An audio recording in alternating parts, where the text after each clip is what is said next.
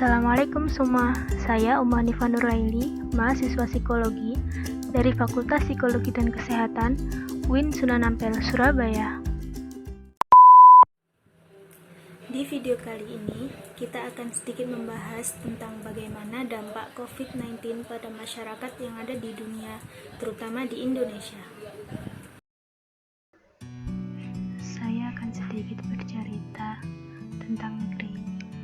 Dalam kurun waktu hampir 3 bulan, dunia kita mendapat ujian tentang datangnya wabah yang amat menyakitkan. Bisa dibilang wabah ini merugikan seluruh masyarakat di dunia. Bisa kita lihat, akhir-akhir ini di Indonesia sendiri, banyak buruh hingga karyawan yang di PHK karena alasan yang bermacam. Dari yang katanya perusahaan tidak bisa menggaji para karyawannya, disertai pengurangan pekerja, perusahaan melakukan penghematan biaya operasional, perusahaan yang terpaksa karena pengusaha dan pekerja dilarang untuk melakukan aktivitas pekerjaannya seperti biasa, dan masih banyak lagi.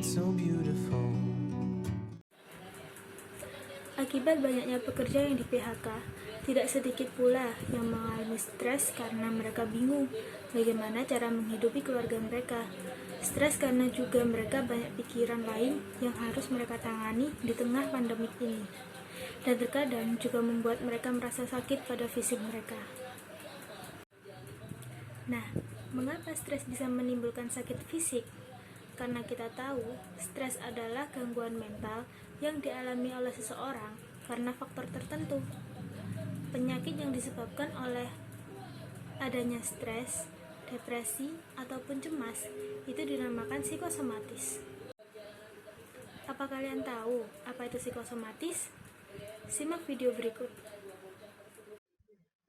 Apa itu psikosomatik? Psikosomatis adalah bentuk macam-macam penyakit fisik yang ditimbulkan oleh konflik psikis dan kecemasan kronis.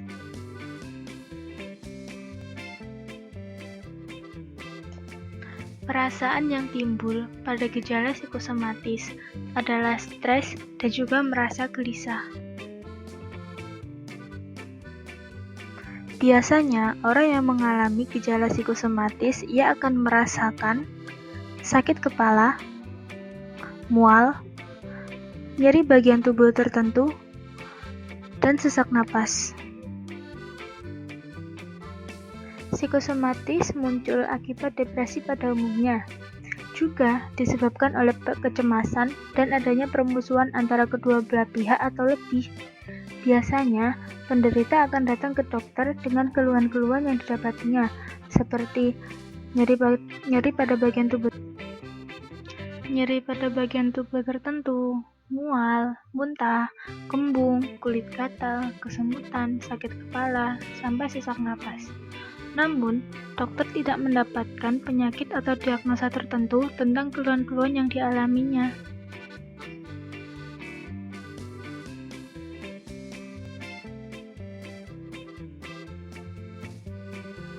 Gangguan psikosomatis merupakan gangguan fisik yang diperparah oleh kondisi psikologisnya.